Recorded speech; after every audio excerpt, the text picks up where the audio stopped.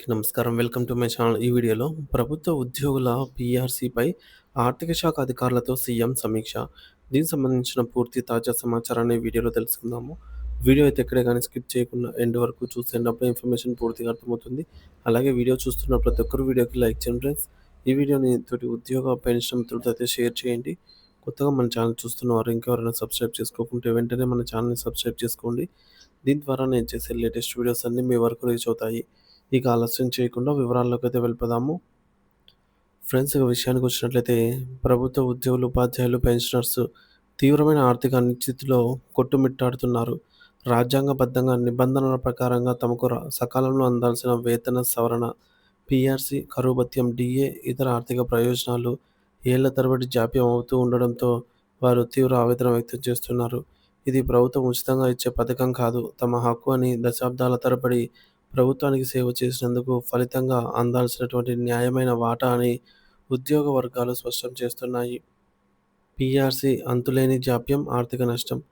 ప్రభుత్వ ఉద్యోగుల వేతనాలను ప్రతి 5 ఏళ్లకు ఒకసారి ద్రవ్యోల్బణం, జీవన వ్యయానికి అనుగుణంగా సరిచూడటానికి వేతన సవరణ సంఘాన్ని నియమించడం ఆనవాయితీ. నిబంధనల ఉల్లంఘన. నిబంధనల ప్రకారంగా ప్రతి 5 ఏళ్లకు ఒకసారి కొత్త పీఆర్సీ అమలు కావాల్సి ఉండగా, గత కొన్ని దశాబ్దాలుగా ఇది 2, 3 సంవత్సరాలుగా ఆలస్యమవుతూనే ఉంది.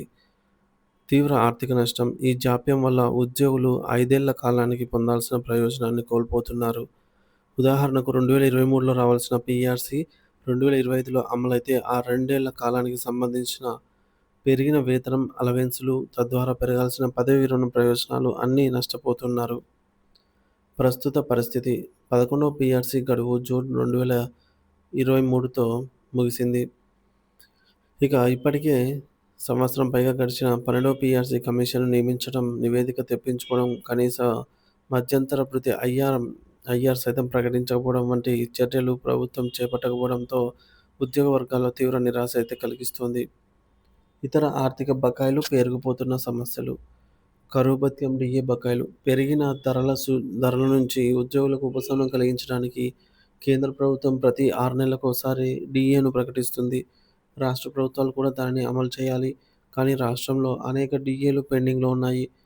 1, 2 డీఏలను ప్రకటించినా వాటిని నగదు రూపంలో చెల్లించకుండా జీపీఎఫ్ ఖాతాలకు జమ చేయడం లేదా వాయిదాల పద్ధతిలో చెల్లిస్తామని చెప్పడం ఉద్యోగులను ఇబ్బందులకు గురిచేస్తోంది. పదవీ విరమణ ప్రయోజనాలు.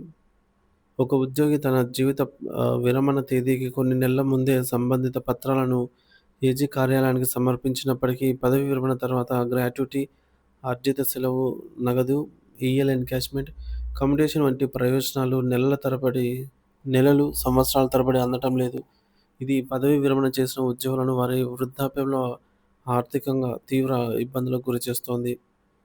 ఇతర పెండింగ్ బిల్లులు, సరెండర్ లీవ్, జీపీఎఫ్ రుణాలు, మెడికల్ రియంబర్స్‌మెంట్ బిల్లులు వంటి అనేక ఆర్థిక ప్రయోజనాలు కూడా సకాలంలో అందటం లేదు. ప్రభుత్వ వైఖరి మరియు ఉద్యోగ సంఘాల అల్టిమేటం. గత ప్రభుత్వం తమకు కొంత సమయం కావాలని కోరడంతో ఉద్యోగ సంఘాలు దాదాపుగా 20 నెలలకు పైగా సహనంతో వేచి చూశాయి. రాష్ట్ర ఆర్థిక పరిస్థితిని అర్థం చేసుకున్నప్పటికీ తమకు న్యాయబద్ధంగా రావాల్సినటువంటి హక్కులను నిరవధికంగా నిలిపివేయడం సరికాదని ఉద్యోగ సంఘాలు వాదిస్తున్నాయి. కొత్త ప్రభుత్వం ఏర్పడిన తర్వాత కూడా ఈ సమస్యల పరిష్కారంపై స్పష్టమైన హామీ రాకపోవడంతో వారిలో అసహనం పెరిగింది. ఈ నేపథ్యంలో ఉద్యోగ సంఘాలు ప్రభుత్వానికి ఆగస్టు 15వ తేదీ వరకు గడువుగా నిర్దేశించాయి. ఆలోగా తమ డిమాండ్లపై సానుకూల నిర్ణయం తీసుకోకపోతే భవిష్యత్ కార్యాచరణను ప్రకటించి ప్రత్యక్ష పోరాటానికి దిగుతామని హెచ్చరిక జారీ చేశాయి. ప్రభుత్వ పాలనలో ఉద్యోగులు కీలకమైన భాగస్వాములు. వారి సంక్షేమాన్ని, హక్కులను విస్మరించడం పరిపాలనపై ప్రతికూల ప్రభావం చూపుతోంది. ముఖ్యమంత్రి గారు ఈ సమస్యను తీవ్రతను అర్థం చేసుకొని ఉద్యోగ సంఘాలతో చర్చించి పీఆర్సీ కమిషన్‌ను వెంటనే నియమించడం, పెండింగ్‌లో ఉన్న బకాయిలను ఒక ప్రణాళిక ప్రకారంగా విడుదల చేయడం ద్వారా లక్షలాది మంది ఉద్యోగులు, వారి కుటుంబాల్లో నెలకొన్న అనిశ్చితిని తొలగించాలని అందరూ కోరుకుంటున్నారు. ప్రభుత్వం తీసుకునే సానుకూల నిర్ణయం కోసం ఉద్యోగ లోకం ఆశగా అయితే ఎదురు చూస్తోంది.